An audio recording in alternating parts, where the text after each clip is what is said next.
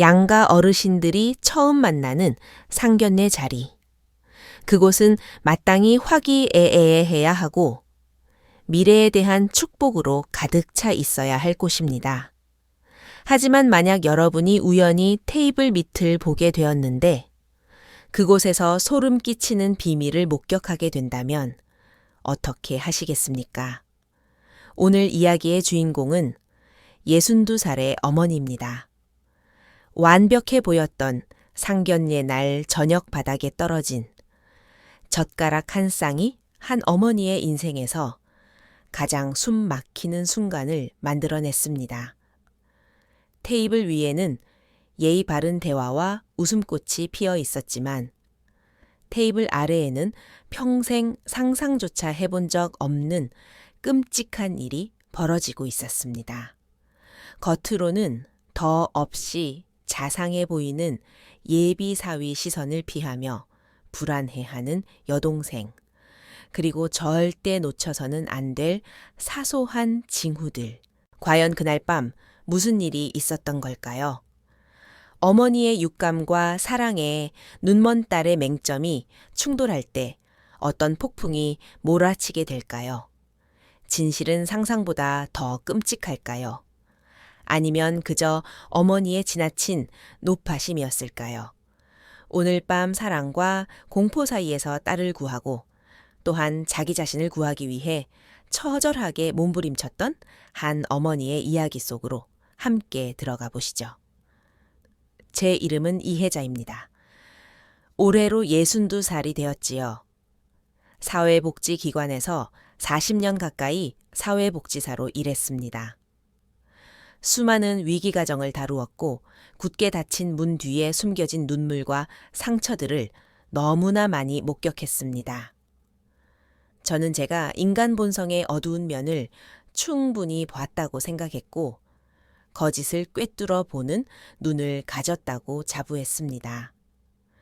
하지만 제 딸아이의 결혼 문제 앞에서 그 눈이 까막눈이나 다름없게 될 줄은 꿈에도 몰랐습니다.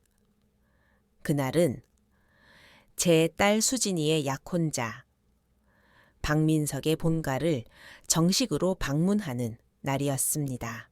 민석이는 수진이에게 있어 하늘이 내려준 완벽한 선물 같은 존재였습니다. 32살의 젊은 나이에 꽤 규모 있는 건축 설계, 사무소를 운영하는 대표였고 훤칠한 키에 수려한 외모 세련된 화술까지 겸비했으니까요.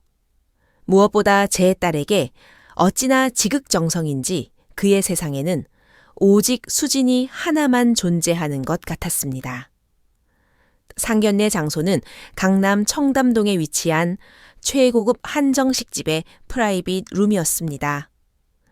민석이의 부친이자 재계에서 꽤 이름이 알려진 박 회장은 중후한 인품을 풍기며 수진이를 침이 마르도록 칭찬했습니다. 온화하고 참한 것이 자신이 본 최고의 며느리감이라며 말이죠. 박민석 본인은 더할 나위 없이 완벽했습니다. 제가 매운 음식을 못 먹는다는 것을 기억하고 주방에 미리 언지를 넣어 모든 요리를 순하게 조리하도록 했고 수진이가 새우를 좋아하는 걸 알고는 큼지막한 대하 껍질을 하나하나 직접 가서 소스를 찍어 수진이의 앞 접시에 정성스레 놓아주었습니다. 식사 내내 제게 음식을 권하며 제가 좋아하는 클래식 음악에 관해 이야기를 나눴고 심지어 제가 가장 존경하는 지휘자의 이름까지 정확히 꿰뚫고 있었지요. 눈앞에 앉은 선남선녀 자상한 남자와 수줍어하는 여자. 그 모습은 마치 정교하게 그려진 유화처럼 조화롭고 아름다웠습니다. 저는 거의 믿을 뻔했습니다. 내 딸이 정말로 세상에서 제일 가는 남자를 만났구나 하고 말입니다. 하지만 그 방 안에는 말로 형용할 수 없는 위화감을 풍기는 사람이 한 명 있었습니다. 바로 민석이의 여동생 박지윤이었습니다. 스물 초반쯤 되어 보이는 그 아이는 값비싸 보이는 검은색 원피스를 입고 정교하게 화장을 하고 있었지만 처음부터 끝까지 거의 한마디도 하지 않았습니다. 항상 고개를 숙인 채 시선은 불안하게 흔들렸고 마치 겁에 질린 사슴처럼 주변의 모든 것을 경계하는 듯 했습니다. 박 회장이 웃으며 지유나 사돈 어른께 차 좀 따라 드려라 라고 말했을 때 저는 분명히 보았습니다. 그 아이의 몸이 미세하게 떨리는 것을요. 그리고는 마치 로봇처럼 일어나 찻주전자를 집어들더니 뻣뻣한 동작으로 제 잔에 차를 따랐습니다. 제 마음속에서 사회복지사로서의 직업적인 본능이 꿈틀거렸습니다. 이 아이 뭔가 이상하다? 식사가 중반쯤 무르익고 분위기가 한창 화기애애할 무렵이었습니다. 제가 조금 멀리 있는 갈비찜을 집으려다 손이 미끄러지는 바람에 묵직한 놋젓가락 한 쌍이 탁 하는 소리와 함께 바닥으로 떨어졌습니다. 아이고, 죄송합니다. 저는 사과하며 자연스럽게 허리를 숙여 젓가락을 주우려 했습니다. 식탁보 자락이 길게 늘어져 있어 아래쪽은 어둑한 그림자가 져 있었죠. 제가 고개를 숙여 그 그림자 너머 테이블 밑을 들여다본 그 짧은 순간 저는 평생 잊지 못할 장면을 목격하고 말았습니다. 테이블 밑에서 박민석이 신고 있던 그 값비싼 명품 구두가 여동생 지윤이의 하얀 단화 위를 짓누르고 있었습니다. 아니, 그냥 누르고 있는 게 아니었습니다.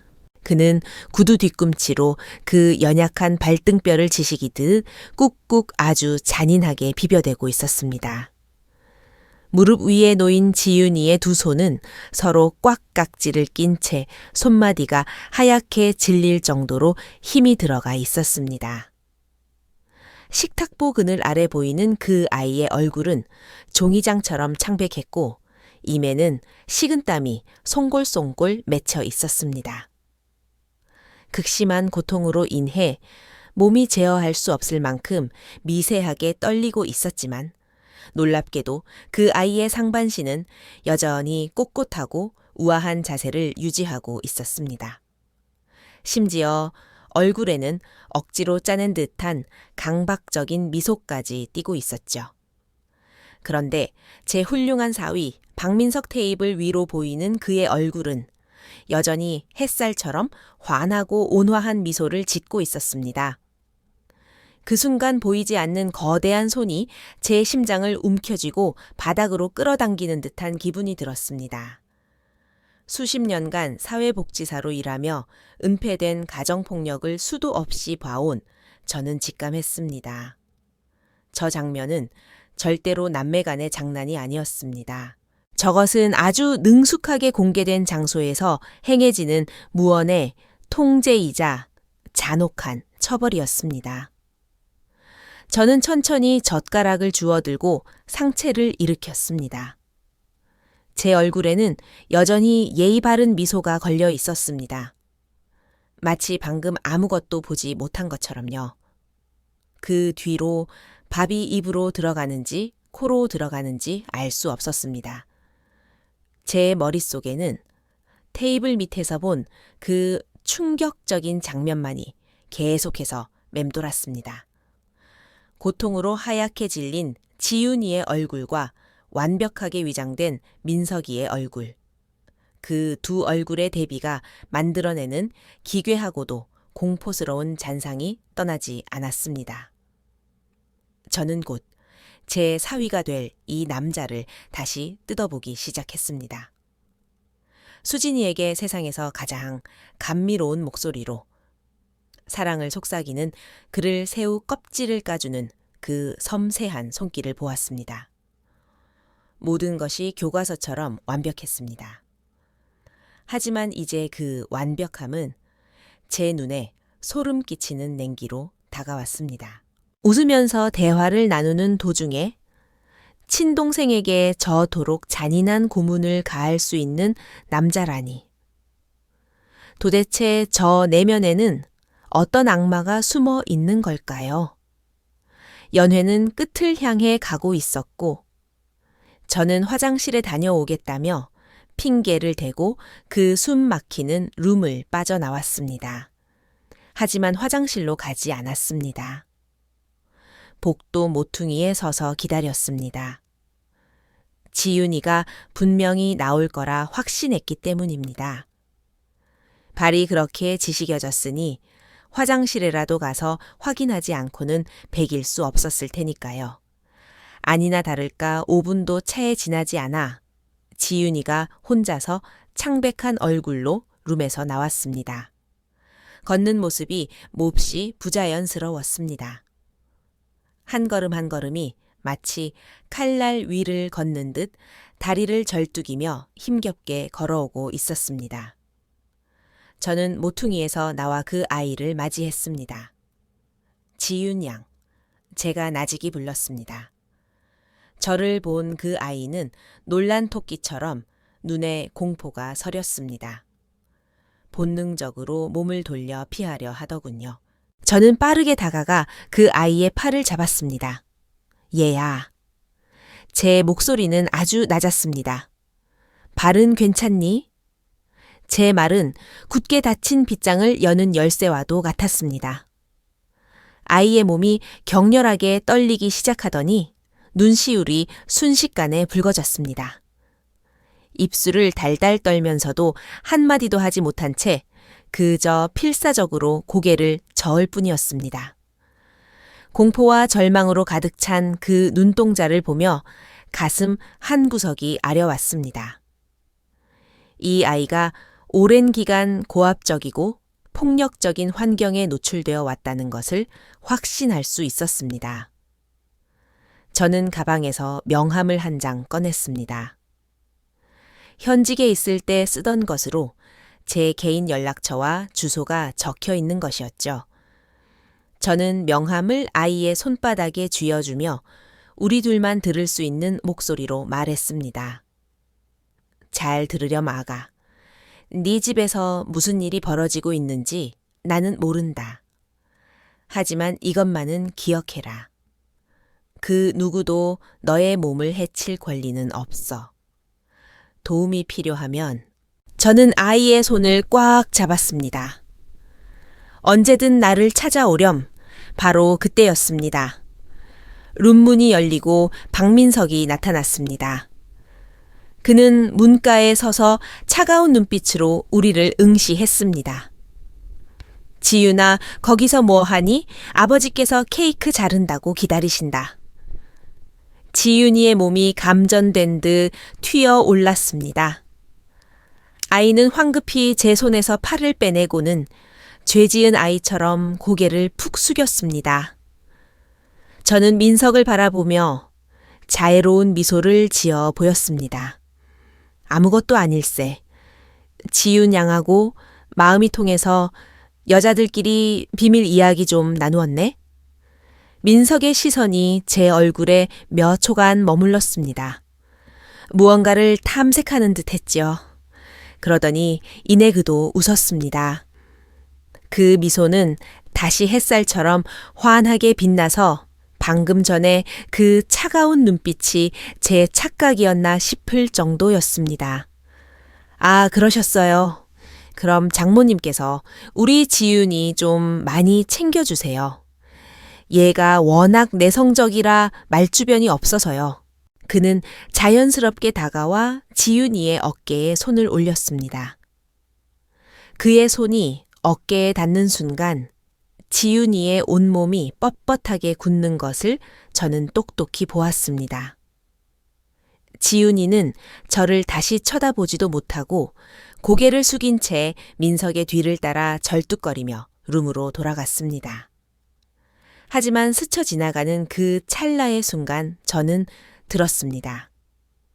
거의 소리가 나지 않는 온몸의 힘을 짜내어 치아 사이로 흘러나온 절박한 숨소리를요. 그것은 심연에서 들려오는 경고와도 같았습니다. 결혼 시키지 마세요.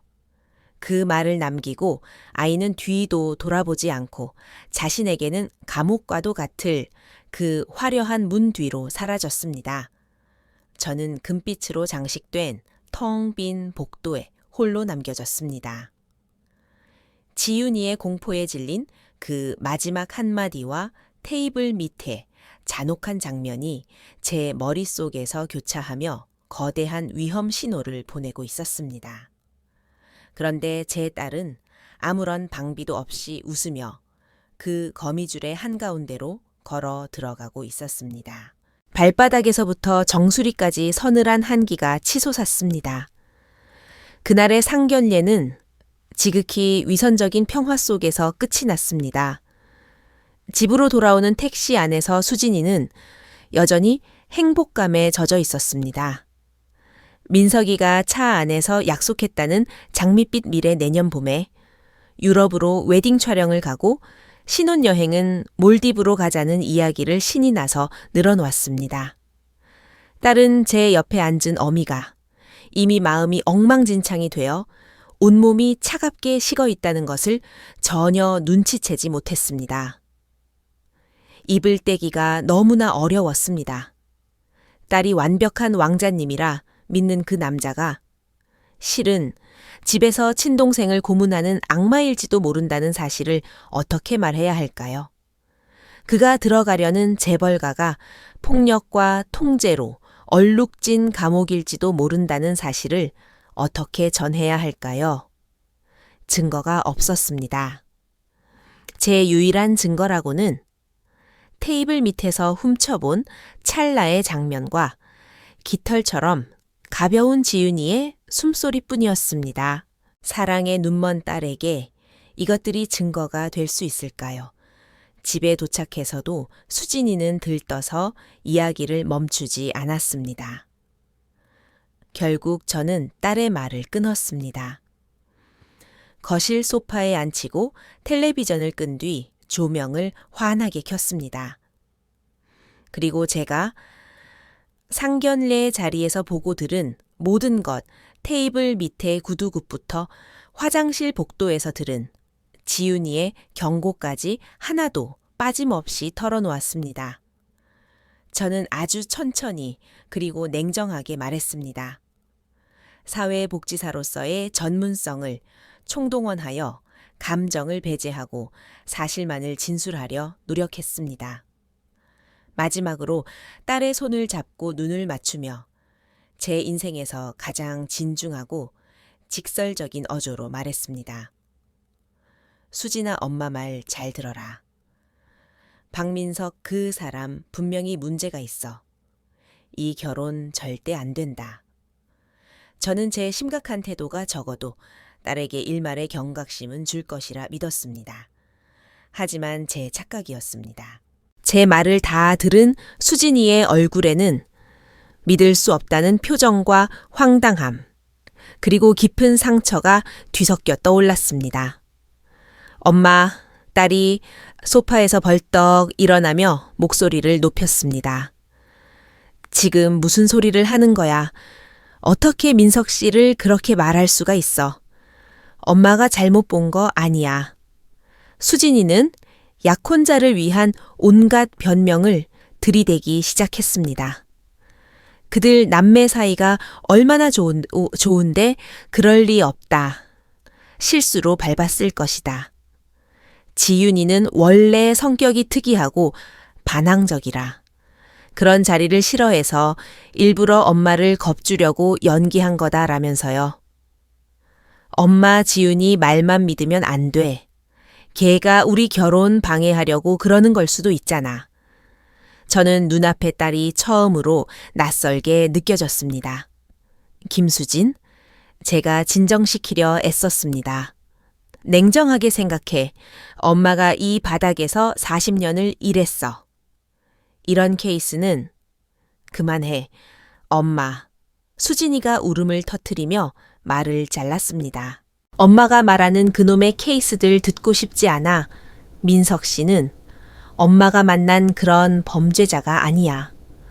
나한테 얼마나 잘하는지 엄마도 봤잖아.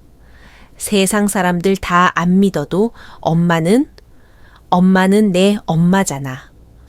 어떻게 엄마까지 남들처럼 그 사람을 의심해. 딸의 말은 날카로운 비수가 되어 제 가슴을 후벼 팠습니다. 도대체 왜 그래? 아빠 돌아가시고 혼자 계셔서. 그래, 내가 행복한 꼴을 못 보겠어. 내가 시집 가면 엄마 혼자 남을까봐 질투하는 거야. 그 순간 저는 말문이 막혀버렸습니다. 평생을 바쳐 키운 딸이 고작 만난 지 1년도 안 된 남자가 만든 동화 같은 환상을 믿기 위해 28년을 함께 산 친정 엄마의 피 끓는 직감을 부정하고 있었습니다. 심지어 제 걱정을 가장 이기적이고 추악한 질투로 매도해 버렸습니다. 그날 밤 우리 모녀는 사상 유례없는 격렬한 말다툼을 벌였습니다. 결국 수진이는 울며 방으로 뛰어 들어갔고 방문을 쾅 닫아버렸습니다. 저는 알았습니다. 직접적인 설득은 완전히 실패했다는 것을요. 사랑이라는 짙은 안개 속에서 제 딸은 그 어떤 경고음도 듣지 못하고 있었습니다. 그 후 며칠간 우리 모녀는 냉전에 돌입했습니다. 하지만 저는 포기하지 않았습니다.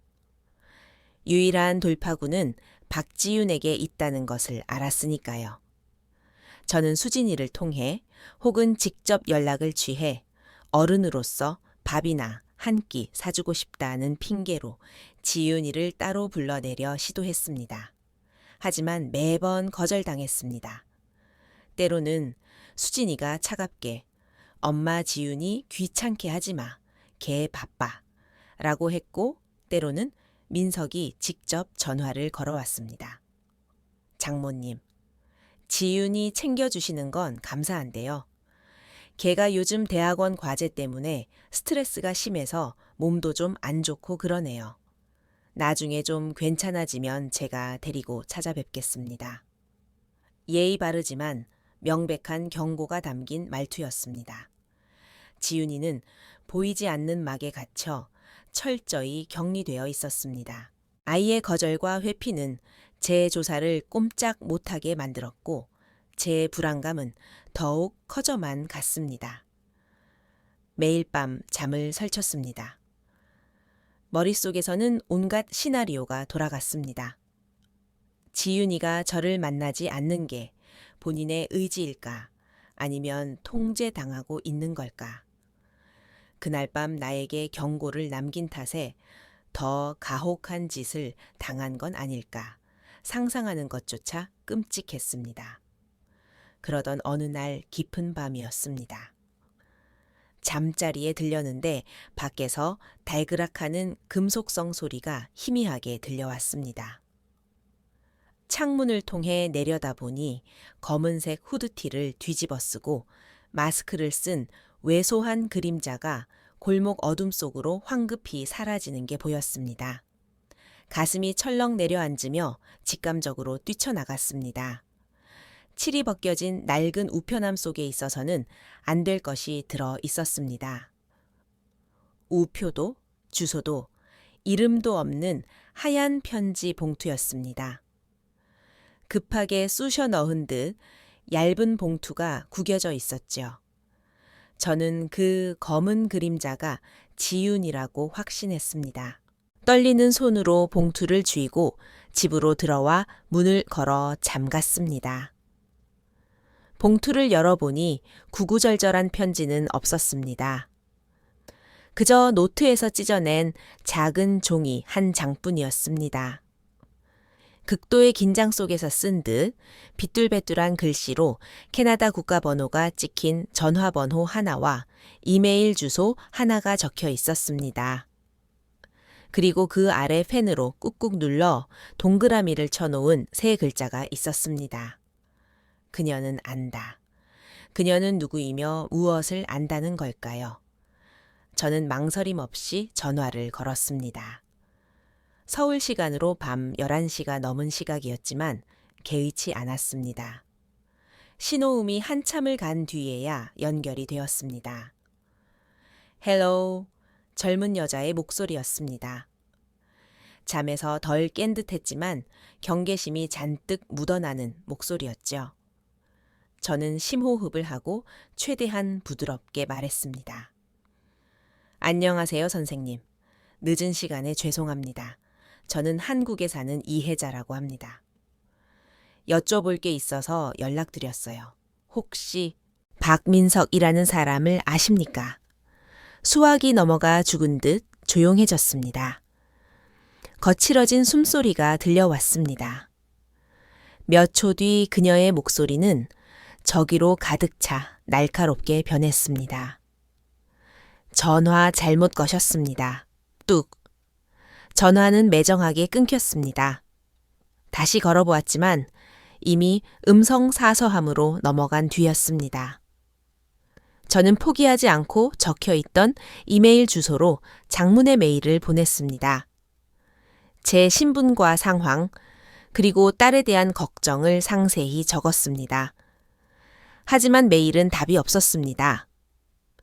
첫 번째 접촉은 실패로 돌아갔습니다.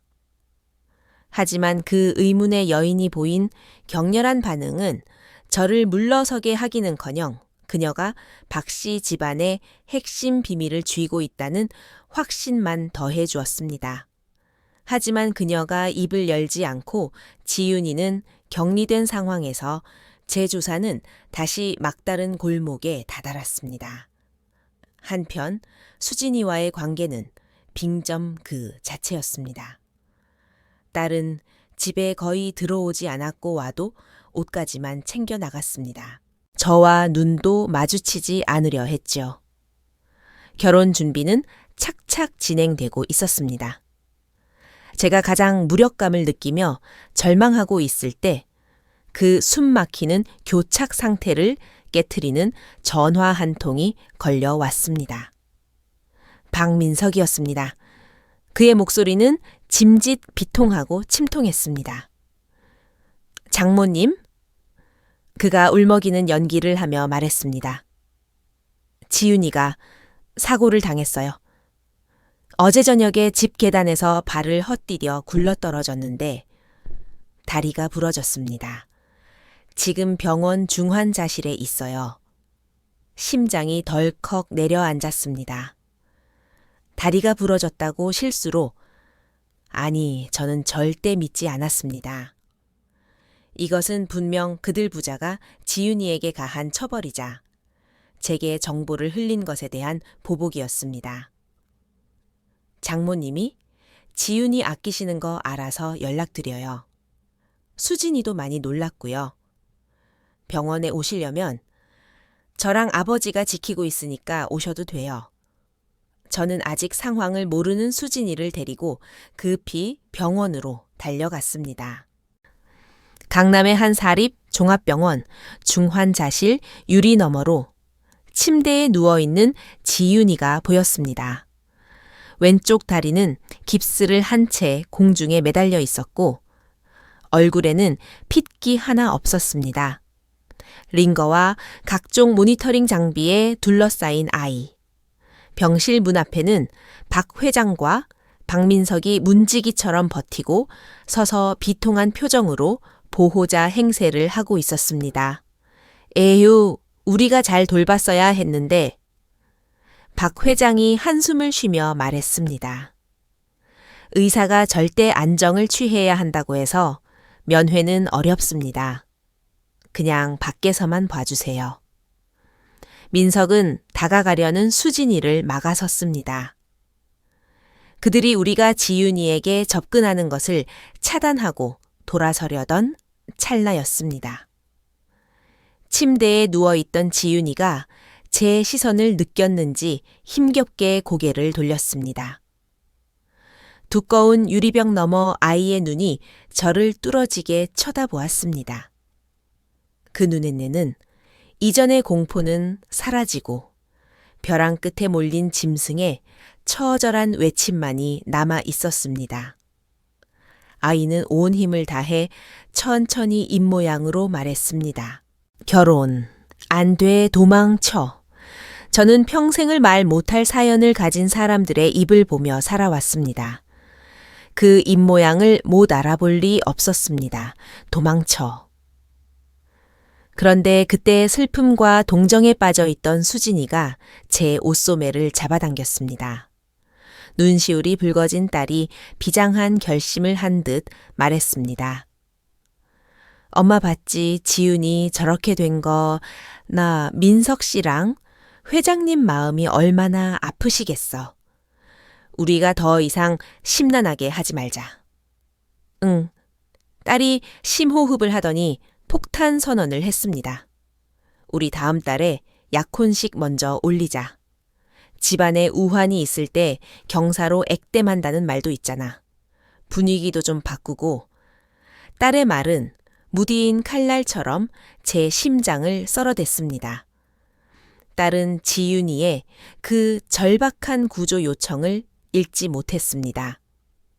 그저 박씨 부자의 완벽한 비련의 주인공 연기에 속아 넘어갔을 뿐이었습니다. 자신의 결혼으로 액땜을 하겠다니. 딸은 자신이 뛰어들려는 곳이 잔칫집이 아니라 지옥불이라는 것을 전혀 모르고 있었습니다. 시간이 없었습니다. 그날 밤늦게 저는 싸늘하게 식은 거실에 홀로 앉아 마지막 희망을 걸고 다시 캐나다 번호를 눌렀습니다. 이번에는 돌려 말하지도 떠보지도 않았습니다. 상대방이 전화를 받자마자 끊을 틈도 주지 않고 제 인생에서 가장 간절한 목소리로 외쳤습니다. 선생님, 제발 끊지 마세요. 저 누군지 모르시고 박씨 집안이랑 무슨 관계인지도 모릅니다. 하지만 이것만은 들으셔야 해요. 저는 힘주어 말했습니다. 박지윤 양이 지금 위험합니다. 수화기 넘어 귀찮은 듯 끊으려던 숨소리가 멈췄습니다. 저는 쐐기를 박았습니다. 계단에서 굴러떨어져서 다리가 부러졌답니다. 지금 중환자실에 혼자 누워 있어요. 전화기 너머에서 짧고 억눌린 흐느낌이 들려왔습니다. 그리고 숨 막히는 침묵이 흘렀습니다. 한참 뒤 의문의 여인이 다시 입을 열었을 때 그녀의 목소리에서 경계심은 사라지고 떨림과 고통만이 남아 있었습니다. 그 아이 많이 다쳤나요? 그녀의 질문에 저는 확신했습니다. 지윤이가 그녀의 아킬레스건이라는 것을요. 저는 병원에서 본 상황을 가감없이 있는 그대로 설명했습니다. 박씨 부자에 기이할 정도의 과잉 보호와 통제까지도요. 지윤이가 위험하다는 사실을 알게 되자 그녀의 마음의 벽이 무너져 내렸습니다. 그녀는 자신이 박민석의 전처 최미영이라고 밝혔습니다. 그리고 지옥 같았던 짧은 결혼 생활을 피를 토하듯 털어놓았습니다. 어머니, 박민석은 악마예요. 가장 화려한 탈을 쓴 악마요.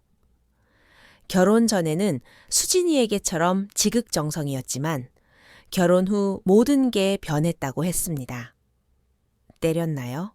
제가 조심스레 물었습니다. 직접 손을 댄 적은 없어요. 미영 씨의 목소리는 냉소적이었습니다. 하지만 손 안 대고 사람을 말려 죽이는 방법은 수만 가지예요. 그는 내가 너 책임질 테니 고생하지 말라는 핑계로 미영 씨의 직장을 그만두게 하고 경제권과 사회적 관계를 모두 끊어버렸습니다. 집안에 CCTV를 설치하고 휴대전화를 수시로 검열하고 외출 시간과 만나는 사람까지 통제했습니다. 조금이라도 거슬리면 가장 악독한 말로 인격을 살해하고 자존감을 바닥으로 떨어뜨렸습니다. 가장 끔찍한 건 외도였습니다. 결혼 2달째부터 바람을 피웠어요. 거래처, 직원, 부하, 직원, 심지어 제가 소개해준 친구까지. 들킬 때마다 무릎 꿇고 빌면서 다시는 안 그러겠다고 각서 쓰고 선물 공세하고 정말 변한 줄 알았죠. 하지만 얼마 못 가 또 배신해요. 영원히 탈출할 수 없는 쳇바퀴 같은 지옥이었어요. 이혼을 결심했지만 시아버지인 박 회장이 직접 나서서 회유와 협박을 했습니다. 미영 씨의 친정 사업이 박 씨 집안의 도움을 받고 있었고 남동생의 취업 자리까지 볼모로 잡혀 있었기 때문입니다. 그 지옥에서 그녀를 구해준 건 당시 고등학생이었던 시누이 지윤이었습니다. 지윤이가 우연히 민석 씨가 다른 여자랑 있는 걸 찍어서 저한테 줬어요. 몰래 모은 용돈으로 제 캐나다행 비행기 표도 끊어줬고요. 제가 도망치던 날 새벽 일부러 화재 경보기를 울려서 가족들 시선을 끈 것도 지윤이었어요. 미영 씨는 울먹였습니다.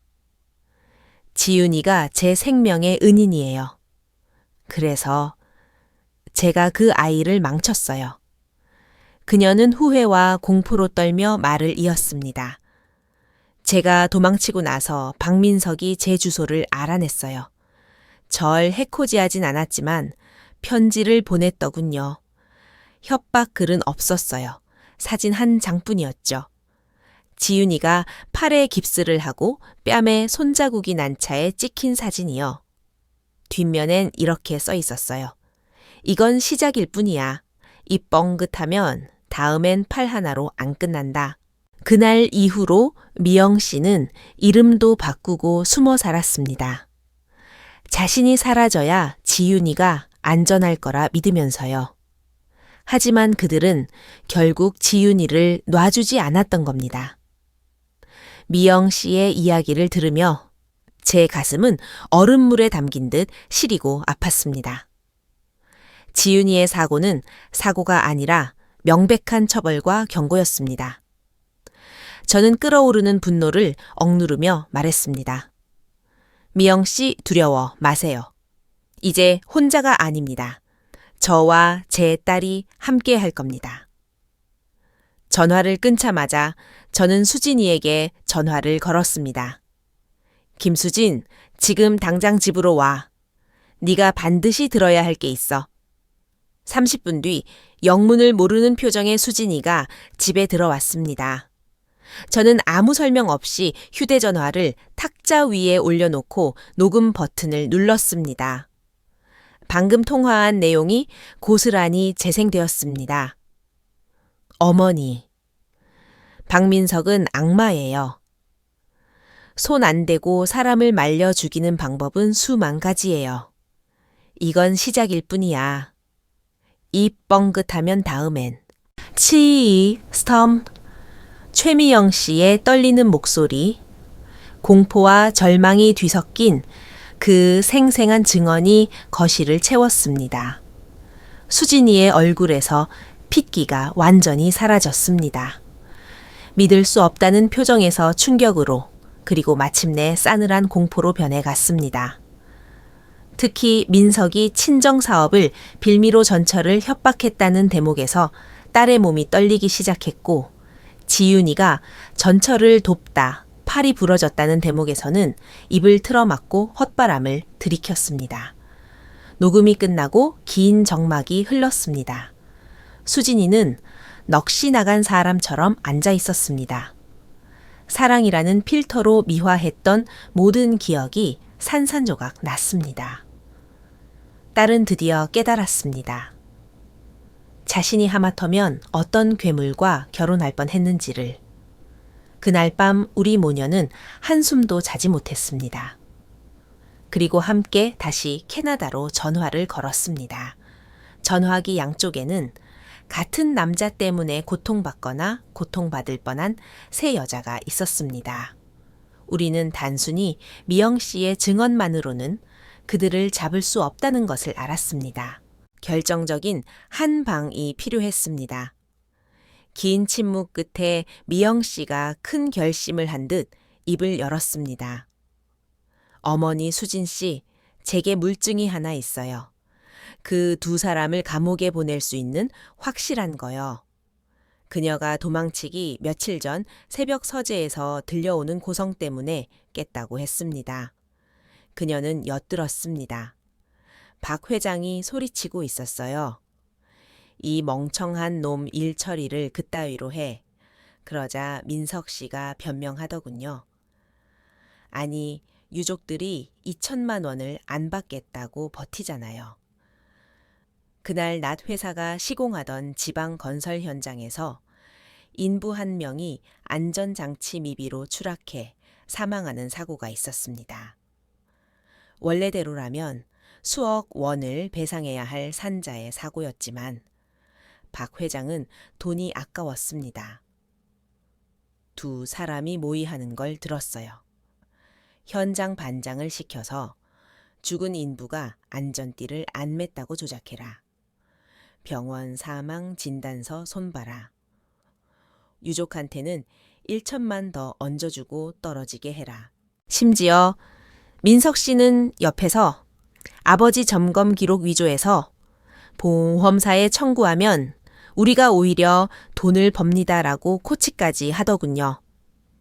사람 목숨을 가지고 장사를 하는 그들의 목소리를 제가 녹음했습니다. 미영 씨는 그 녹음 파일을 자신의 생명보험처럼 혹은 저주처럼 간직하고 있었습니다. 하지만 이제 그것을 무기로 쓰기로 했습니다. 다음 날 암호화된 메일이 도착했습니다. 저와 수진이는 이어폰을 나눠 끼고 그 소름 끼치는 30분짜리 대화를 들었습니다. 생명을 경시하는 그들의 차가운 계산속이 전파를 타고 생생하게 전해졌습니다. 녹음 파일에서 우리는 피해자의 성이 강 씨이고 충청도 어느 시골 마을에 산다는 단서를 얻었습니다. 엄마. 수진이가 고개를 들었습니다. 퉁퉁 부은 눈에 전과는 다른 단단한 불꽃이 타오르고 있었습니다. 우리가 찾아야 해. 우리는 변호사의 도움을 받아 어렵게 그 가족의 주소를 찾아냈습니다. 며칠 후 우리 모녀는 차를 몰고 그 낯선 시골 마을로 향했습니다.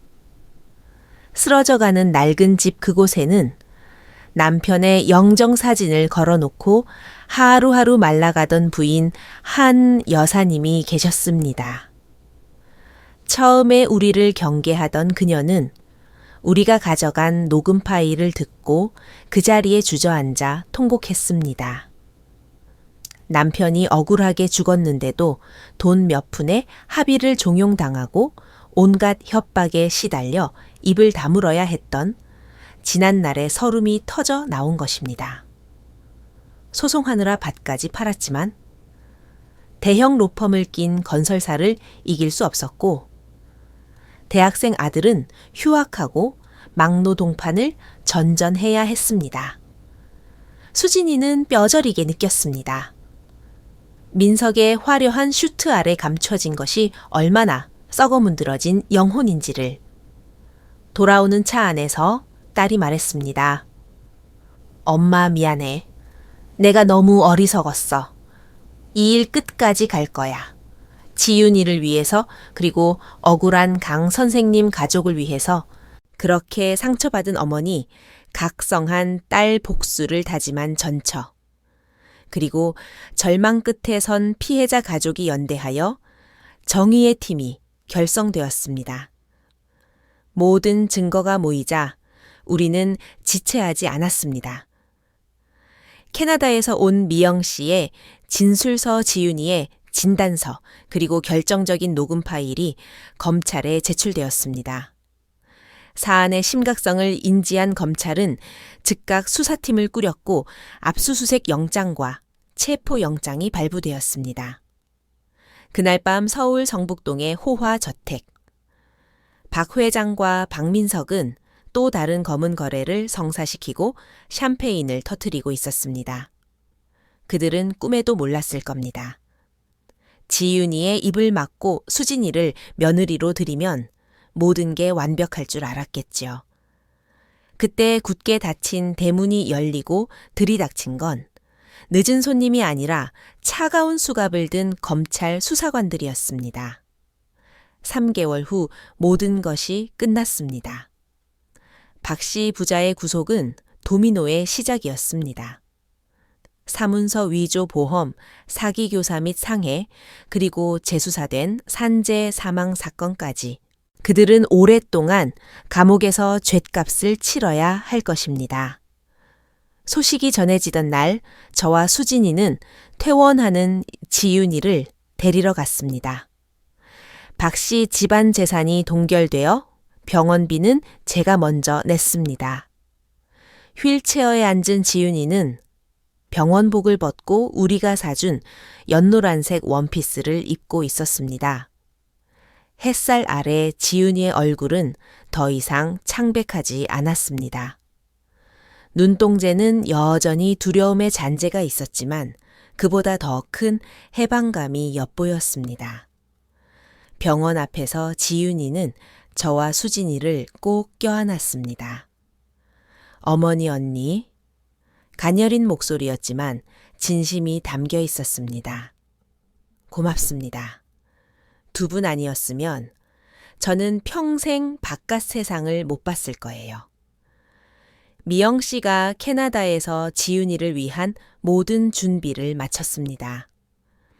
지윤이는 그곳에서 학업을 마치고 완전히 새로운 자유의 삶을 시작할 것입니다.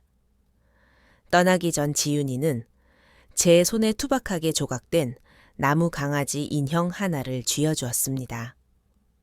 어릴 때 엄마가 가르쳐 주신 거예요. 강아지가 저를 지켜줄 거라고. 그땐 못 지켜줬지만 어머니가 저를 지켜주셨어요. 받아주세요.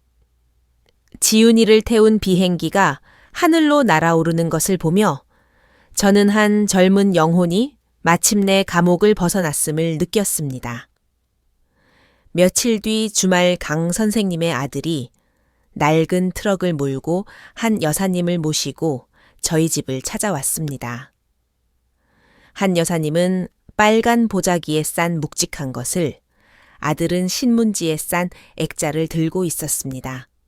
한 여사님은 들어오자마자 제 앞에 무릎을 꿇으려 하셨습니다.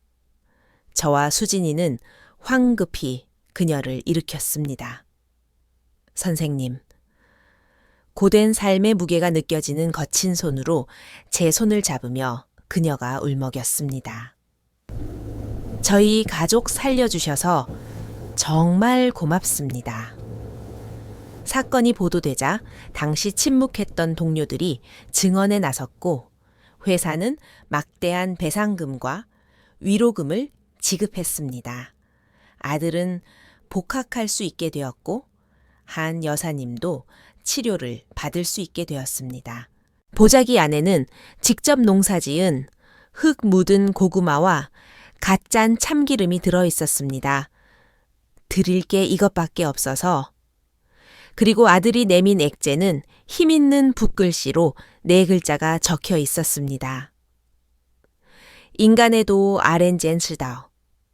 저는 그 글씨를 보며 몇 달 전 상결례장에서 떨어뜨렸던 젓가락을 떠올렸습니다.